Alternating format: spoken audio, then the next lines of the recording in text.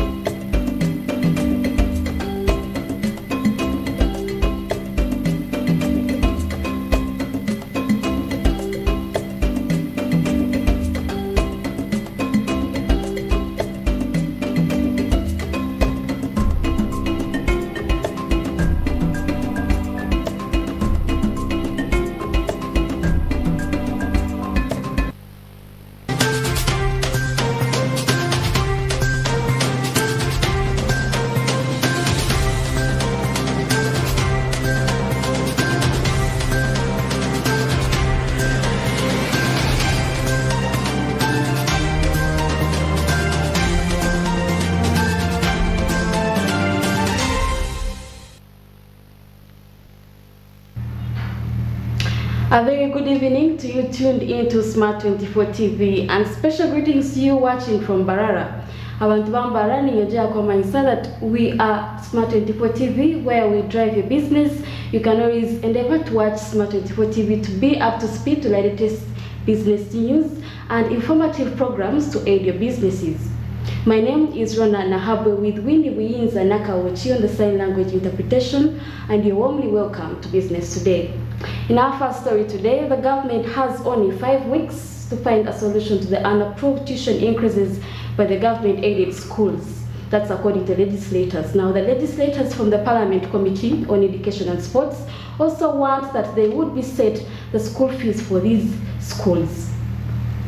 Parliament instructed the Education and Sports Committee to investigate the issue of exorbitant fee hikes by government-aided schools, and it was determined that the government has no official memorandum of understanding with these institutions, allowing them to set their own fees. The Ministry of Education has been asked by the committee to explain why it cannot control these schools' fees structure while injecting in additional funds on top of the high tuition that parents must pay. In response, the ministry claims that consultations must be held first, which infuriated the lawmakers.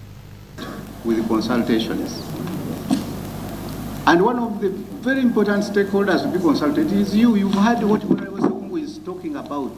What he's talking about is exactly what will be, what we expect when we come to you for consultations. Otherwise, it would have been very easy for me to sit in my office and draft a regulation, but it will not be respected as much as when we have input from you people. And this is the wise counsel we got from Parliament, rather from Cabinet. Cabinet has decided that we go and consult again. According to the legislators, government did not consult schools when it introduced the UPE system in 1996, and now with their own aided schools, they want to first do consultations as schools take advantage of the situation. In 1996, when UPE was coming to existence, Ministry of Education set fees against what parents were paying in government schools. What do? They said a child from P1 to P4 would pay 18,000, and they gave a breakdown of all that money, utilities and everything. Ever since then, they have never raised that money. Now, there is no way. And the P3 to P4, they gave 22,400. That's what is happening in all these schools. Now, there is no way the minister can come to this committee and say that they have to consult to determine regulation of fees, yet they did at the inception of UPE, where they have run it for over 20 years, leaving all the schools collapsing. So the minister is avoiding a pertinent answer. Mr. Chairman, you have stated it, that he has not responded to our question. We are saying, why are your government-aided schools and schools charging exorbitant fees? But the regulation of that fees can be determined without consultation by the Ministry of Education, because they have ever done it for UPE. Mr. Chairman, that is well known. But all UPE schools were charging. The MPs have also stressed out that government has not been giving these schools capital development grant, as it claims from the engagements they have had with most of these schools. When we were interacting with these schools, many schools denied having received any capital development grants. An example is Kawempe Muslim Secondary School, a school that is over 30 years, but they denied having received anything like capital development grant, either for construction of buildings or any equipment, nothing to do with the capital development. And yet when you look at this list that is provided here, it is included among the list of schools that have ever received capital development grants.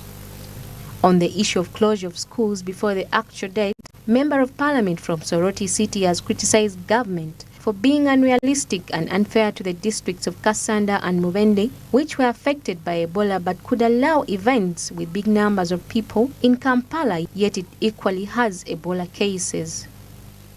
But I'm very disappointed, Mr. Chair and colleagues, that last week, artist called Eddie Kenzo gathered thousands of people in Kololo airstrip. Shortly after that, the MTN Marathon equally collected thousands of people in Kololo airstrip. Here you go ahead and shut down the schools. You went ahead and shut down Mubende. I'm talking as government. You went ahead and shut down Kasambia district, Kasanda. But then you allow thousands of people to gather in Kololo. And government is aware. Government cleared these functions. Does this Ebola only apply in schools and particular districts that you have shut down and not other sectors of the country? The committee has accepted the 5 weeks as requested by Minister Muyingo to finish all the consultations required so that they can inform them well on their standing resolution as far as fees structure of government-aided schools is concerned. Samla Nifa, Smart 24 TV, Business Today.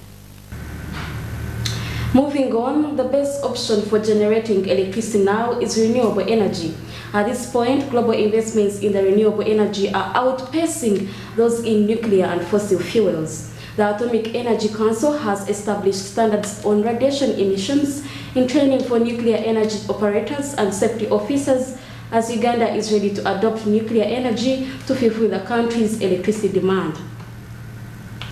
As a country, I can say we are moving in the right direction in embracing the benefits of atomic energy. First of all, we use it in the medical field for diagnosis and treatment of different diseases and other complications. We use it in agriculture for improving our crop yields, produce crops which are resistant to drought, to diseases, in order to have high yields. Radioactive sources in Uganda are used in medical, industrial, education and research, agriculture and mining fields, and currently, government developed a program to develop nuclear power for electricity generation, which needs to be embraced. According to the Chief Executive Officer, Atomic Energy Council, devices that don't emit ionizing radiations have to be regulated by NEMA. He further indicates that the Atomic Energy Council is working with NEMA to ensure safety. That council will work with NEMA to come up with a strategy of how these tubes should be managed. Ideally, after they have been dismantled, they don't emit ionizing radiation, and therefore they move out of our scope as Atomic Energy Council. That's where NEMA has to come in to guide how they should be further managed. In the majority of the world's energy markets, renewables have emerged as the most competitive source. Africa is no different. Its enormous potential for producing energy from sunlight, water, and biomass is just now being realized. Particularly, Uganda is blessed with a wealth of hydropower resources. The River Nile and numerous other small rivers, along with solar and biomass-based energy sources, could provide a sufficient supply of electricity for decades to come. Nevertheless, this can be accomplished by utilizing nuclear techniques to reduce risks as new, less risky dimensions are introduced by new technology. New technology brings in new dimensions of accuracy, precision in treatment and diagnosis of diseases using nuclear techniques. So we have to embrace it because it is more accurate, it is less risky, it is more precise, and this in a way mitigates risks associated with the exposure to radiation if not properly handled. In order to verify that all machines have permits, the Ugandan Revenue Authority will check the importation of radiation-emitting equipment. It is easy only if we are able to follow the regulations. It is clearly stated by Atomic Energy that if you want to import such an equipment, you should first have to apply for it so that you are guided on how to go about that, such that it comes in the right way, and then your place is also assessed by the Atomic Energy Council workers, and then they guide us correctly in order to protect yourself from radiation in such a way. As the Atomic Energy Council, we are concerned about importation of radiation-generating equipment and other devices that emit radiation. And of course, the law is very clear about the procedure. You have to notify council when you are going to import such machines. You must be licensed to use that machine. And if you act outside that procedure, then you are acting illegally. As council, we are working towards ascertaining these individuals. We've ascertained them, we've warned them, and we've advised them on the right procedure and the way to go. Many of them have changed, and we hope this practice is going to reduce. In addition, we are working with the Uganda Revenue Authority to check at the border points when these machines are entering. They should have the importation permit to be accepted to enter our country. Without that, they should be retained by URA. Since the early 2000s, Uganda planned to integrate nuclear or atomic energy in its energy mix, following the energy policy of 2002, which allows for the use of both renewable and non-renewable energy sources. The Parliament passed the Atomic Energy Law in 2008. This law ensures the safe application of nuclear energy. Nuclear energy is listed as potential solution for addressing Uganda's energy shortage in its Vision 2040. The standard gauge railway, new cities and businesses are all planned to be powered by the nuclear energy, some of which will also be exported to nearby nations. Naomi Mtumba, Smart 24 TV, Business Today. The African Industrialization Day. Now, the government of Uganda is yet to observe the African Industrialization Day on November the 29th, 2022 at the Kampala Serena Hotel, while also providing the public with updates in industrialization development in East Africa and Africa as a whole. It is anticipated that the Prime Minister, Right Honorable Robin Anabanja, will be the guest honor, and the problems relating to import substitution and export promotions will be resolved. Growth of the industrial sector is unquestionably a top goal for the Ugandan government and is a crucial component of its Vision 2040 plan for social and economic development.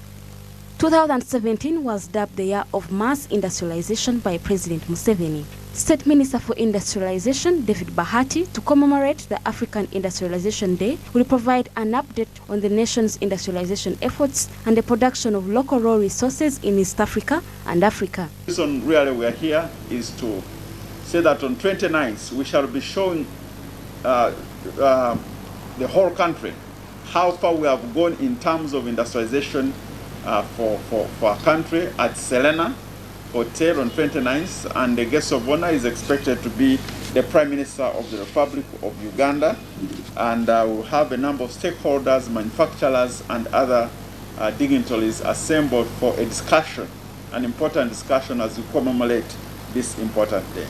Minister David Bahati says that Uganda is set to deal with issues of import substitution and export promotions through setting up more factories and creating more jobs for Ugandans. We are producing oil, palm oil, in here in our country.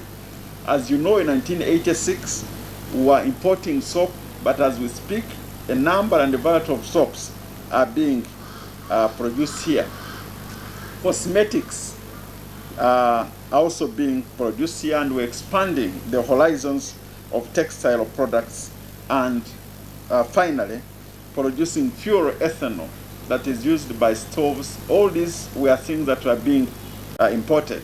But because of the good environment, because of the efforts of the NRM government, we are now producing them locally here, not only producing for our own market, but for East African market.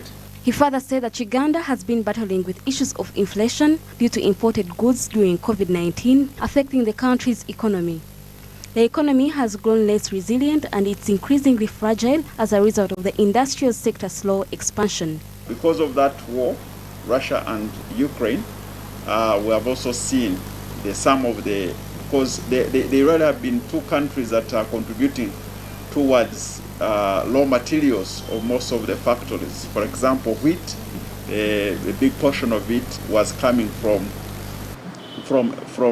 Ukraine and Russia. So the inflation that we're experiencing is imported inflation. The industrialization sector of Uganda's economy currently makes it up to 27.1%, but in 5 years it will be able to make it up to 35% of the GDP.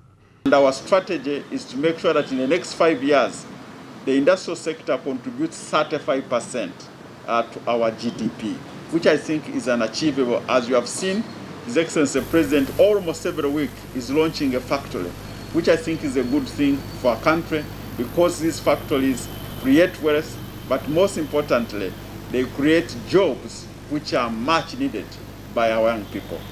Uganda is making progress in its pursuit for rapid industrial expansion and development, and the recent data sets indicate that Uganda has approximately 5,000 operational industries across a range of sectors, with approximately 100 industries, more than twice as it has had in its heyday. However, Jinja is still Uganda's industrial hub. Manufacturing, innovation, technology transfer and development, as well as private sector development are the three programs that are closely related to industrialization in the National Development Plan 3. Samuel Chirimonda, Smart 24 TV, Business Today. Away from that, the Ministry of Finance, Planning and Economic Development, in collaboration with other stakeholders, has organized the first annual Microfinance and Savings Group Conference. This is scheduled to take place on 29th and 30th of this month, and the conference will be themed Drivers for Sustainable Microfinance and Savings in Uganda, with an intention of merging all microfinance sectors. Designer Mubidu has details this report.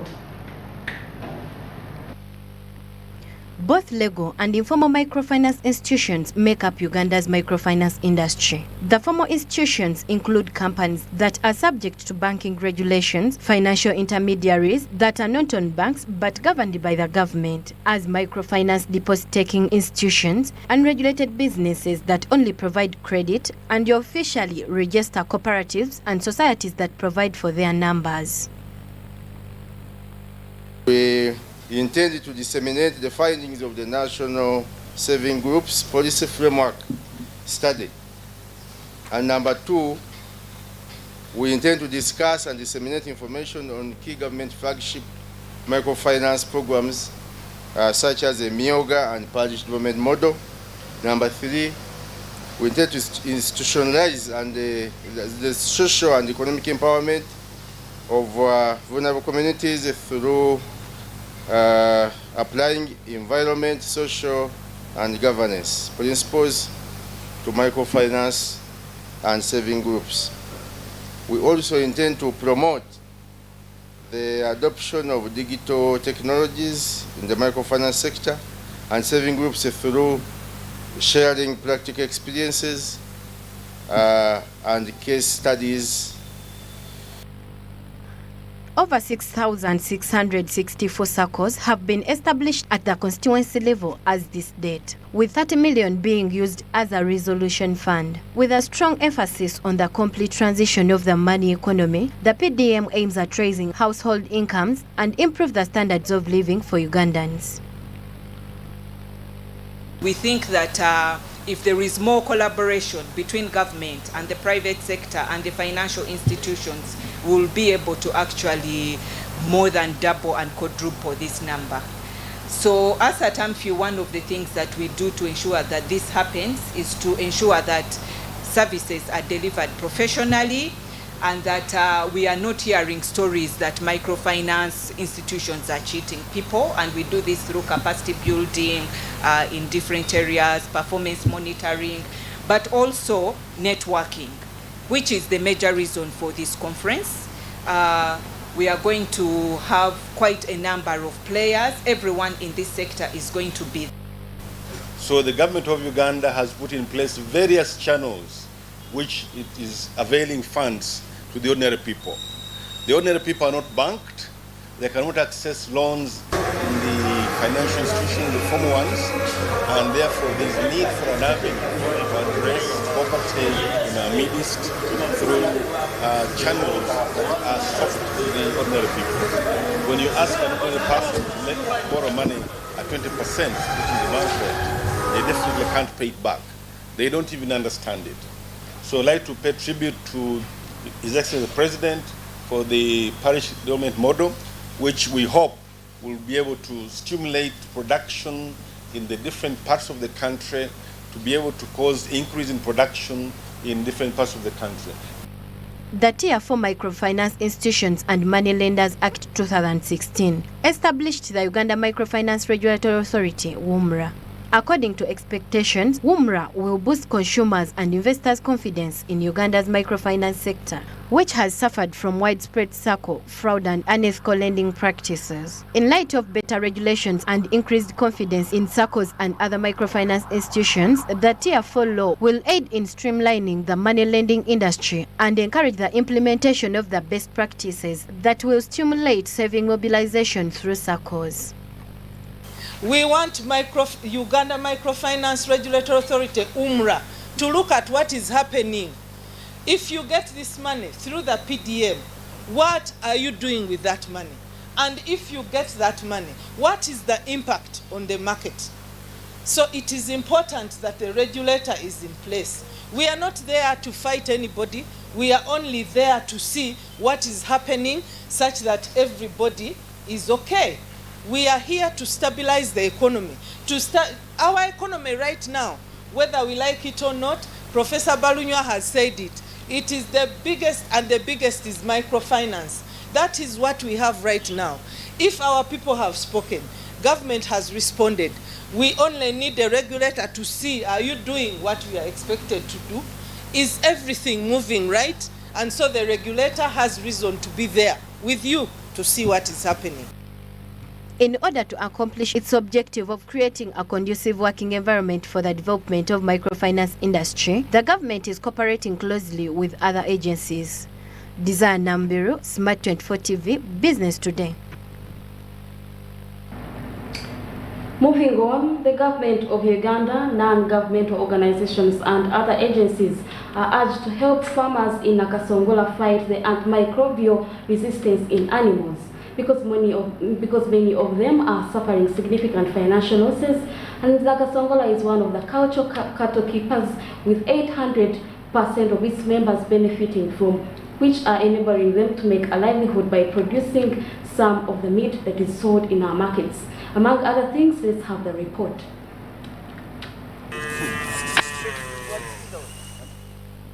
In order to develop methods of presenting antimicrobial resistance in animals, which is killing animals, is costing farmers a lot of money, veterinarians and farmers from Nakasongola district assembled in the production hall.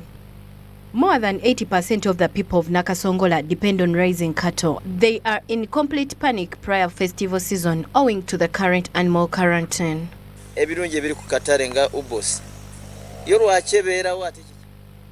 National Drug Authority, UBOS, and government agencies, they have not done more work to help farmers to earn a living. Tick disease is very dangerous to calves, especially when you don't have any medication against them. They all end up dead. At the conclusion of Global Antimicrobial Awareness Week, Paul Mugera, the animal production officer for Nakasongola, claimed that animal deaths are being caused by animal abuse of medications, which result in antimicrobial resistance. Microbial resistance is misuse of drugs. So by doing what farmers do, that is already misuse of drugs.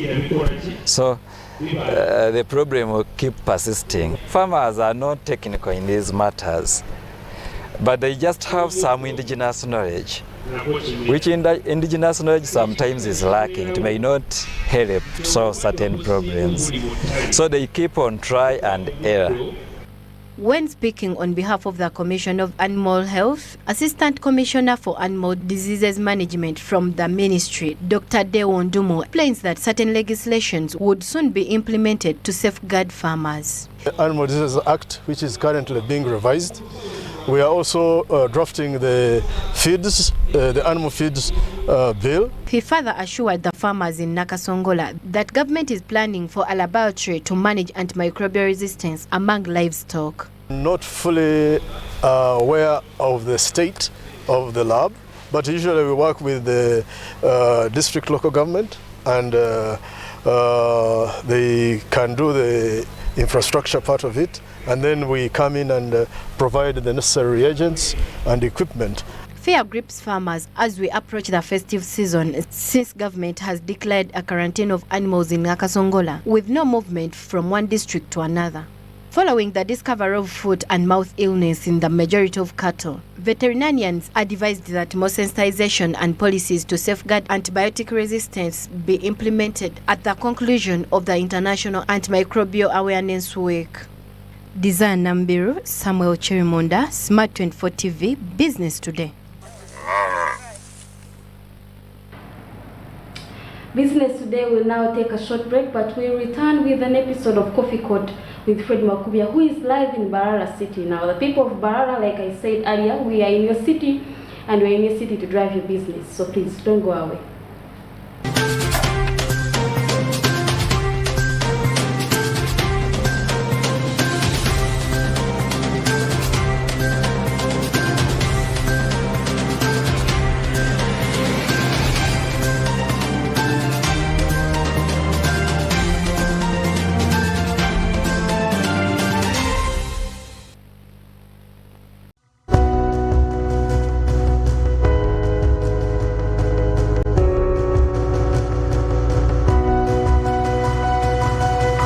Smart 24, driving business.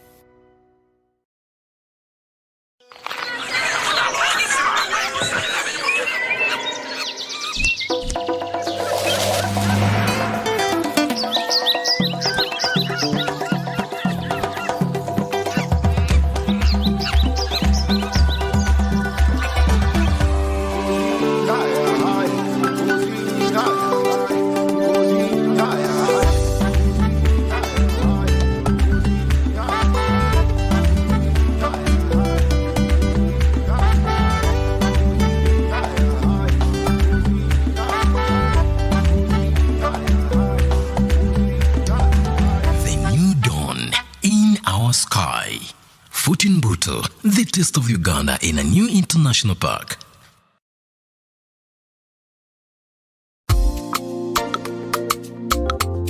Mukwano? Yes? I need you to help me watch the kids. I'm going to pay school fees. I've finished. Excuse me. Relax. Sit down, watch TV. I've already paid. Chikole flawless, hakuna hassle, no stress. Whether night or day, tuli okay. Wanga tuli ku FlexiPay. Don't hustle to pay bills or send money. Chikole for less. Le FlexiPay. Hold it. Chikole for less with FlexiPay. Dial *291# to transact or download the FlexiPay app to get started. Stanbic Bank. It can be. Stanbic Bank is regulated by the Bank of Uganda, and customer deposits are protected by the Deposit Protection Fund of Uganda, up to 10 million shillings. Ladies and gentlemen, Livingston brings you Bera the Genesis concert on 26th November 2022 at Kololo Airstrip. Come we celebrate gospel music as we take you through the Genesis, featuring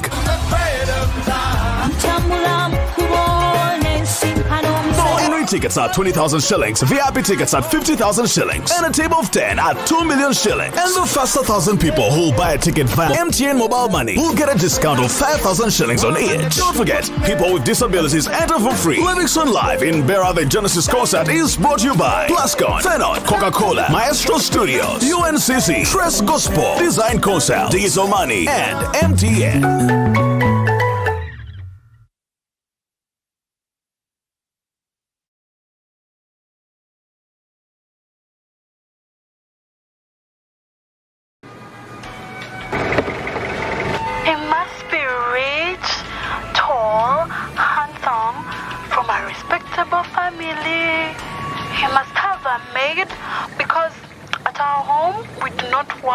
Conductor Masao.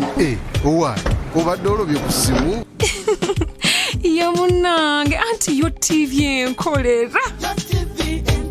Nyumira omulembe omupya ogujjudde ebisanyusa omuli emikutu gya TV egisukka mu 8 n'egya radio nga kwotadde ne zifirimu ng'osinziirira wonna w'oli. Genda mu App Store oteeke app ya TV channels ku simu yo olwo onyumirwe ennaku 3 ng'olabira bwereere ewatali kukozesa data. Yo TV channels.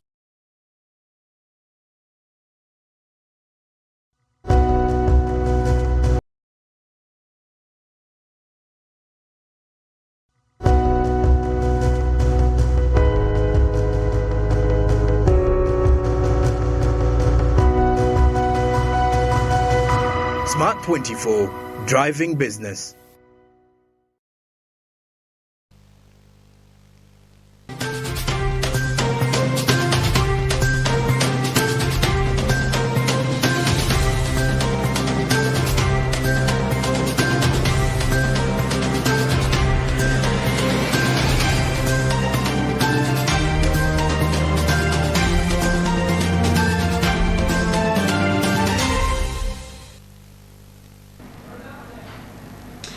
Thank you for joining us and sticking with us from that short commercial break. Now, Mbarara City, that is projected to have about 500,000 people, is known to be the market hub of Western Uganda, linking Uganda to other Western towns and other regional neighbor, that's the DRC. Today in our coffee court, Fred Makubia, who is live in Mbarara, will give us an insight on the performance of businesses in Mbarara. Let's have you, Fred.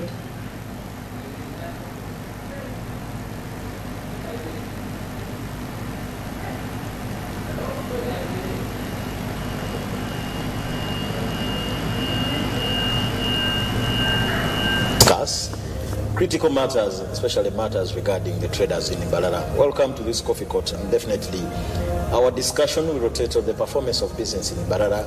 Since it became a city, of course in 2018 government approved 15 cities, and one of those was Mbarara City. Now many of you are privileged to know the Kasita of Kampala. This time around we're not discussing Kasita of Kampala, but we are discussing the Mbarara City Traders Association, their role and contribution in regards to business development. Joining me is Mr. Mwijuke Simon. He is the chairperson of the Mbarara City Traders Association. Mr. Mwijuke Simon, it is my pleasure joining you for the very first time. Thank you so much. Okay. So when we talk about Mbarara, first of all as a city, how far we come from, first and foremost, briefly? Thank you so much, and we welcome you into Mbarara City, and we thank you so much for bringing up this innovative media platform. Thank you so much for this arrangement, the first of its kind actually, maybe in this year, and actually since it has been gazetted as a city. Okay. It is far, like I have said, we have come from far. since we have been gazetted like a city, there are some of the things we have been missing in between. You see, the preparations are not always all of a sudden. Like when you are given a family, you have now separated from your mother and father, so you are not going to make an independent family. Things may not be all that sudden and easy, but it is always step by step. Okay. And much as we are doing business, people are doing business in Mbarara City. Mbarara is not just a small thing. All along it has been good, it has been big. Okay. And it is actually a good area of investment, a good area of business. And so we are trying to look at some of the missing areas, and we are trying to put up A, B, C, D, so that at least we stand upright and see that the business is coming up. How powerful is the Mbarara? That is powerful. Traders Association. Mbarara City Traders Association, it is in Mbasita. It is powerful because it is an association of the business community. Mbarara is mostly known as the land of milk and honey. So we can't be all that small. Okay. Originating from that big arrangement, we can't be all that small. First of all, it is an initiative of the business community. So the business community has got what it takes to make something stand, being the funding, being the arrangements, all that. They have to make sure that what they started is standing, because they know the benefits of what they started. Okay. So as in Mbasita, we are okay. Let's now talk about the poly-economics of this place. Policy versus economics of Mbarara City. What are some of the policies that guide your operation, or that guide the business operation in Mbarara? The business policies are very many. And as the business community, you see the only issue is that when you are getting into the business community, there is no education level. There is no education level. Whether you are a graduate, whether you have a master's, whether you have P7 or senior 4, as long as you're interested in going into business, you can start. So you seem to be suggesting that it's for everybody. It's for everybody. Not the failures. We are not looking at the failures that these ones have failed in this project or in this department, in this area, so they have resorted to business. No. As long as you have interest in making business, you can come in at any educational level. So when we are looking at the policies, the policies are very tricky. One, most of the business communities don't understand. And where they are tricky too, those who are informed about the policies don't get time to teach those ones who don't know. Okay. So there is a gap. So understanding the policy may be difficult, and elaborating it and giving an explanation of the policies may not just be simple, like we can talk it in minutes or just a little bit of while. It needs a time when you can sit, understand, because one, different businesses are guided by different policies. Okay. The city is full of, it is multi-sector. There are different sectors. When you see those who are dealing in hardware, when you see those who are doing in manufacturing, when you see those who are doing in agricultural products, we all have different policies. Okay. So it is just a matter of understanding which policy is falling within your type of business or within your sector, and that's when business can be better. And of course, those joining us, we are discussing business in Mbarara, and we are privileged to speak to Mr. Mejuke Simon. He is the chairperson, not for Kampala, which is Kasita, not for any other place, but for Mbarara City Traders Association. We digest their unique policies on how they confront the different challenges that the business community faces. Kampala is a different case. Yes, please. The Kasita of Kampala, gone are the days when they used to know, before the days of Chairman Kayondo. Now Thaddeus Musoka is in charge as chairperson. They thought that Kasita was an association for strikes. I don't know if that is the case when it comes to Mbarara City Traders Association. Thank you so much. It is not the same. It is not the same. And I actually don't think that what other people thought of Kasita was like that. It was not association of the strikes. Because for us, when we started this in Mbasita, we had to go to Kasita to benchmark, to see how these people have been managing the city, how they have been managing those things for the last 20 years. It is actually last year when they celebrated 20 years. That is true. And they were the people who motivated us actually to start, because we were looking at what they were doing as they were touching the concerns of the business people. So we also we had to say no. We also have to come up with some initiative like this one so that the people can also be guided in how to do business. So how unique is your approach in confronting the major challenges? These could be issues on taxation. This could be issues on vendors and hawkers. In Kampala, it's a different case. Issues of the landlord and tenants bill. So how unique is your approach, Chairman? The approach is unique. Is that because for us we have not reached that. We are not actually even intending to involve those strikes and those aggressive arrangements.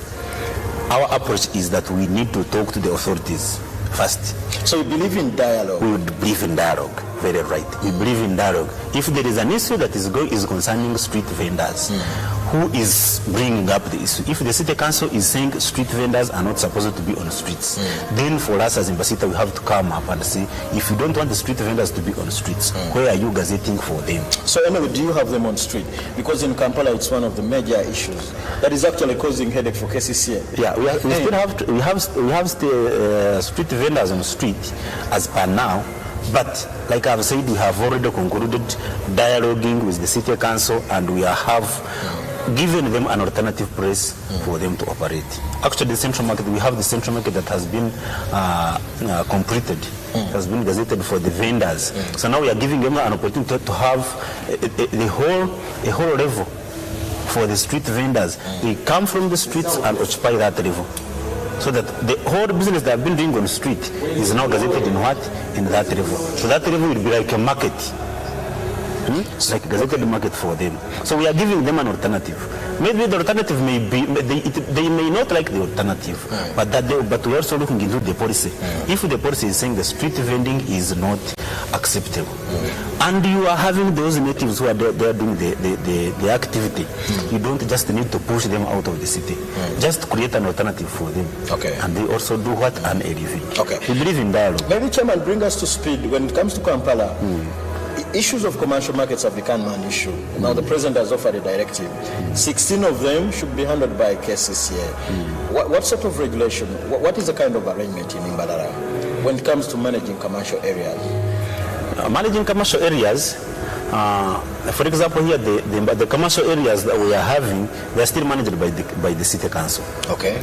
The city council, but hand in hand with the vendors' chairpersons. So are you saying this is the Mbarara City Council? Because this is Mbarara City Council. This is KCCA. Well, so in Mbarara, what is Mbarara City Council. Okay. For us, we still have a council. We don't have an authority.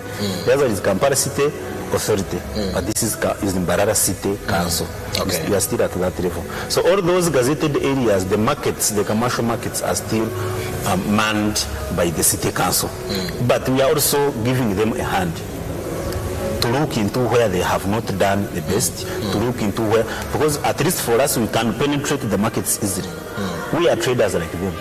We can penetrate the markets, hear the concerns, gather the concerns, and then bring them to the city council. Much as we are not councillors, we don't sit in the city council, but we can write and front, and then wait for the decision made in the city council, and given an opportunity also invited in those meetings, and we just raise up our concerns, and they are solved there and then. As long as what we are seeing is within the law, because like you can't say that the street vendors want to stay on the street. No, that one is not within the law. But if the street vendors are not wanted in the streets, can we create an alternative than just chasing them away without giving them an alternative? Maybe I can engage you on what advice you can have for Kampala, because vendor regulation is one of those hardships that probably have actually caused headache for KCCA. Maybe in your own opinion, what advice would you put before us on how some of our colleagues can be regulated? Yeah, thank you so much now, but I've seen them starting.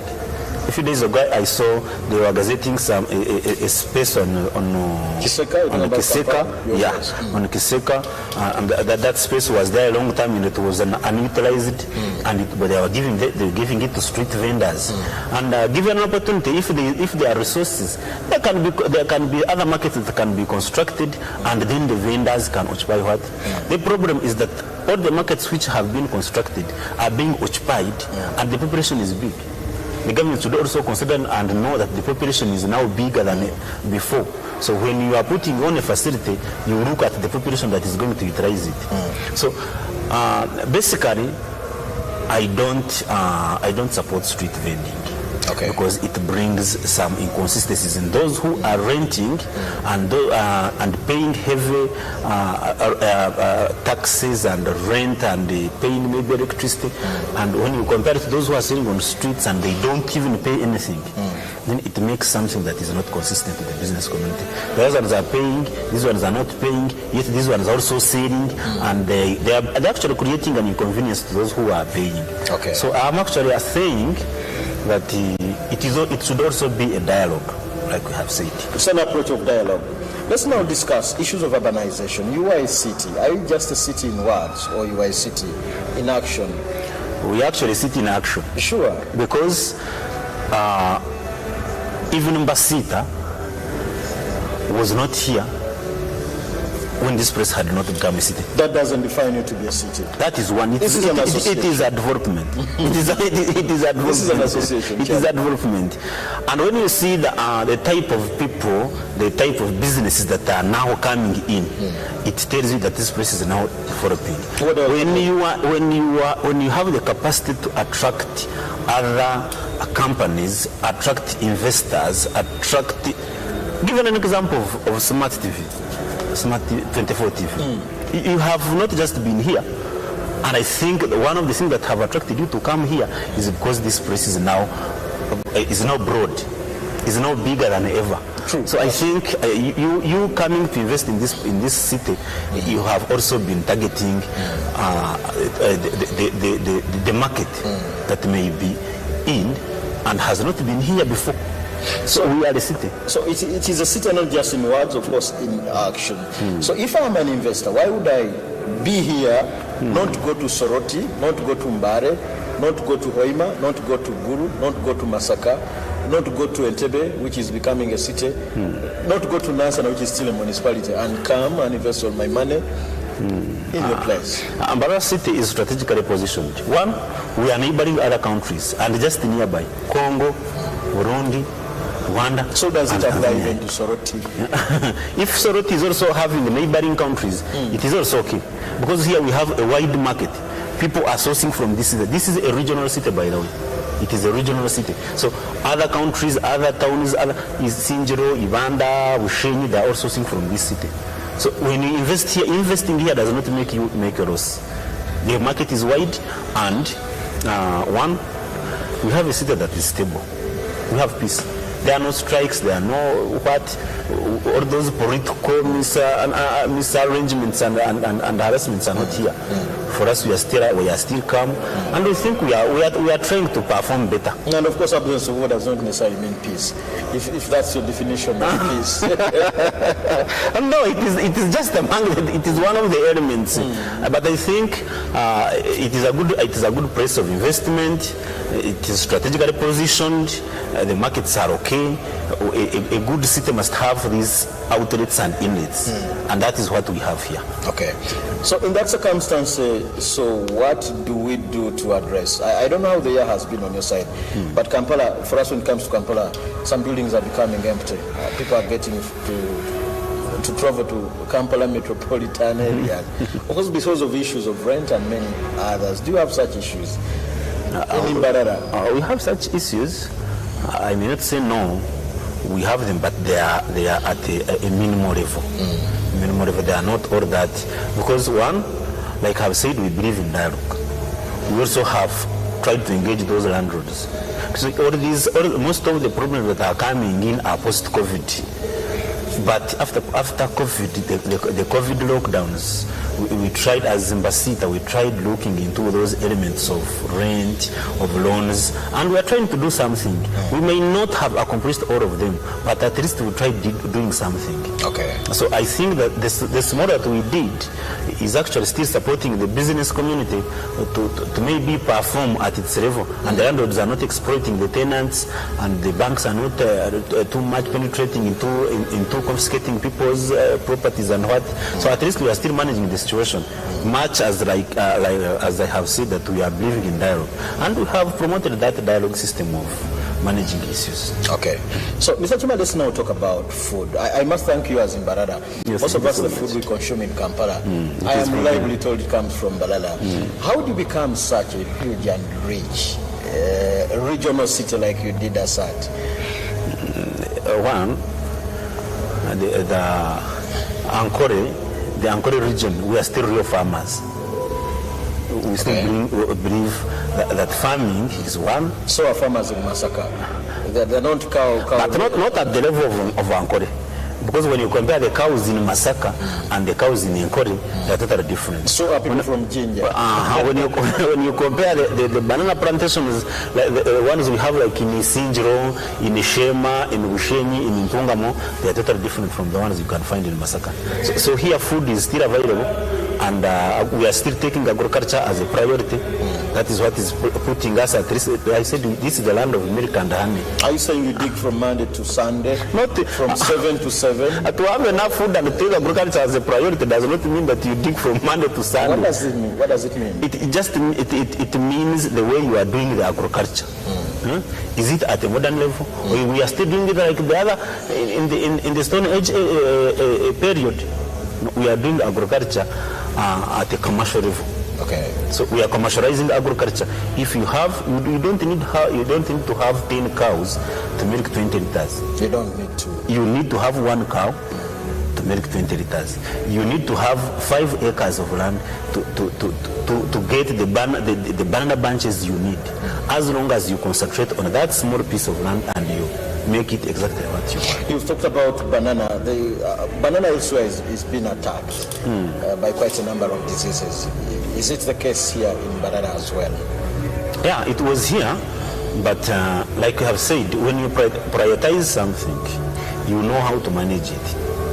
We managed that banana wilt, and I don't think it is still existing in the banana plantations here.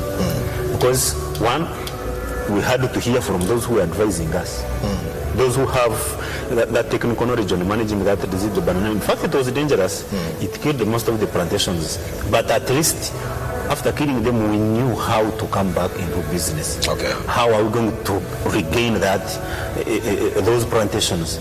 So much as the banana root was trying to do it as speed, was killing banana plantations at a high speed, but we also learned how to manage dealing with it at high speed. And I don't think we still have that banana root in these areas. If it is that, it is at a low level. Okay. And it is at those who are doing agriculture, not at a commercial level. They are just still cultivating for home consumption. Okay. Right. So, Mr. Chairman, as we plan to wind up, of course, this discussion would continue, would dig further into matters of the African Continental Free Trade Area, but that discussion can continue. Your parting shots, Mr. Chairman, as we plan to wind up to the people of Mbarara, now that Smart 24 TV has also stepped in, your parting shots, Chairman. One, there are some areas I would like to thank Smart TV for bringing this innovation in this city, because one, business is promoted by media. When we have this such media platforms, that means business can do what? Can be at a peak. We call it a peak. You can promote your business easily. You can promote your business at a cost-effective price. You can promote your business at a... So you see, the arrangement is all that good. Two, there is a group of people that I would like to thank, the Kasita. These people made it for us.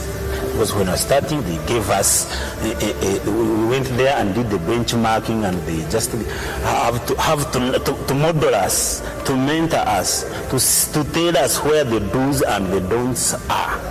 And the reason as to why we are still standing, it's because they just gave us that mentorship. Okay. And I thank them so much, and we are still in touch, and we still have a partnership with them. We are doing it together because they are our seniors. Mr. Chairman, thank you so much, and of course those viewing us, that is it from Mr. Mujuke. Simon says he is the chairperson of Mbarara City Traders Association, and definitely our reason of living in Kampala was more so to digest such matters. This is the Coffee Court, and Ron and I will continue driving the business back to you on plot 42, Nile Avenue. Rona.